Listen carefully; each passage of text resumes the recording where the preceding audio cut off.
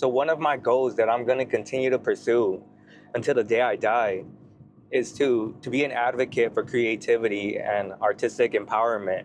I'm going to do whatever I can to like push people to pursue their creativity, whatever it might be.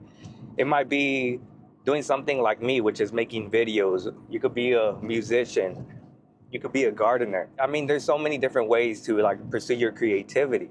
So I just want to be somebody that stands for what I talk about, but also like just give advice along the way. So today I want to give you 3 pieces of advice that I've learned along the way that have really helped me on my creative process and how I approach my projects and all that. Right now we're on our way to Ground Up Coffee. I'm not gonna film anything today. I just want to edit because lately I've been having a hard time focusing at home, just editing, because my phone's right there or the TV's right there or whatever it may be. I'm at home. So I just want to go somewhere where I could just like sit outside and just edit.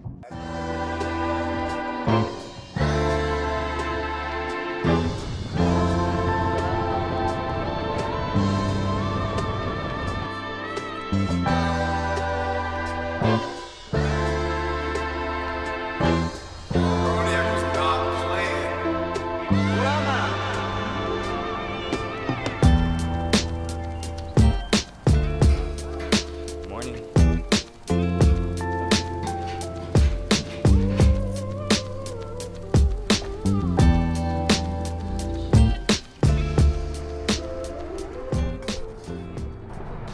So one of the biggest lessons I've learned along my journey is to be clear, not clever. Oftentimes we try to impress others with how creative we can be instead of actually getting our message across. By being too creative, we often confuse others and they don't understand or they don't resonate with what you're creating. Like they say, when you confuse, you lose. So after I learned to be clear, not clever, I started putting clarity over everything I do.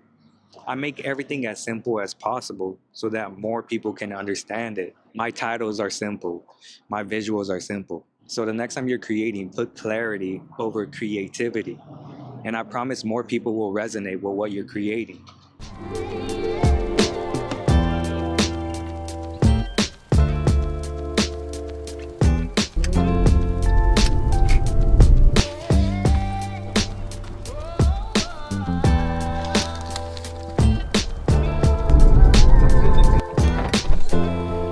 So the second thing I've learned, and this one's actually from Casey Neistat, and that's never let perfection get in the way of good enough. And this goes back to that need to impress others. We want to make our art so perfect. We want to perfect every little detail because that minimizes the risk of others criticizing us. But the reality is they're going to criticize you no matter what you do. So perfectionism is actually holding you back. Because one, it wastes time. I mean, you're focusing on little details that might not even matter. Two, you lose that specialness, which is imperfections. Imperfections make something real and relatable. If you try to make things too clean and polished, people won't be able to resonate with it. And number three, you never share it. You never feel like it's ready to be shown to the world. And that's one thing that really held me back from doing what I'm doing now. I was always scared to put something out because again, people will laugh at me, they'll criticize me. So after I heard that quote, never let perfection get in the way of good enough, I started approaching my projects with that mindset. And I've been able to create more and I've been able to create faster. And that has really benefited me because every project I put out into the world gives me data for the next thing I put out. So everything's based on actual facts and data. And that's how I improve from project to project. So now when you're creating and you get to that point where you're okay with what you have, just stop there. Anything more might take away from your art. It'll take away that specialness that makes your art unique.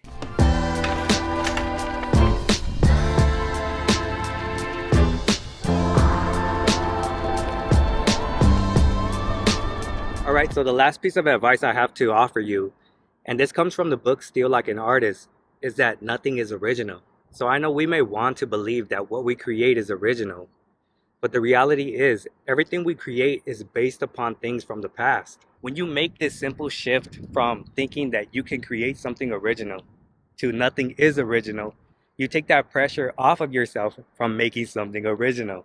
So the reality is every time you're feeling stuck creatively or you feel uninspired, The reason is two things.